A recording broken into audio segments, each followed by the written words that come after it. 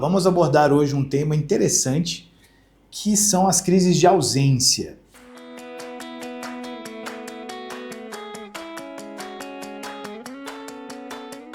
Primeira coisa é que se faz muita confusão no que a gente chama de crise de ausência. A gente poderia dizer, tecnicamente, que nós temos dois tipos de crise em que nós temos alteração da percepção. O primeiro está relacionado a um tipo de crise específica, um tipo de epilepsia específica da infância que a gente chama ausência, que é um tipo de epilepsia generalizada genética, que acontece geralmente entre 4 e 10 anos de idade. Antigamente, os franceses até chamavam esse tipo de epilepsia de picnoepilepsia, ou epilepsia pequena. Por quê?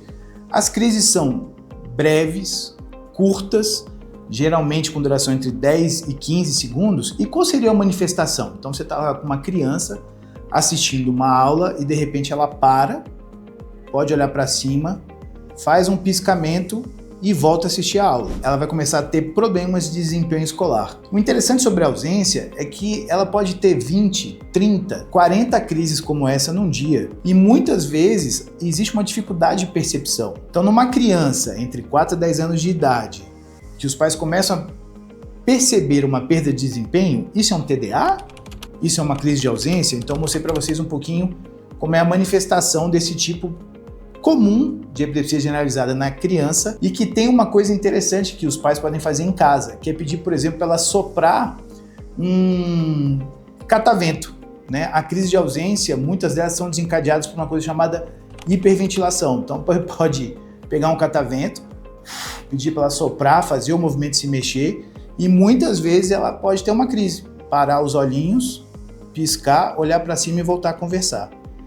Se isso acontecer, deve-se procurar um neurologista. Agora, nós temos outro tipo de crise com perda da perceptividade, tá? Que são as crises parciais disperceptivas, cuja causa mais comum são as epilepsias dos lobos temporais. Nesse tipo de epilepsia, o que acontece? O paciente ele pode ter sintomas premonitórios, como, por exemplo, déjà vu, sensação de que eu já vi alguma coisa, ou jamais vu, sensação de que eu nunca vi alguma coisa, uma sensação que sobe pelo estômago, tá?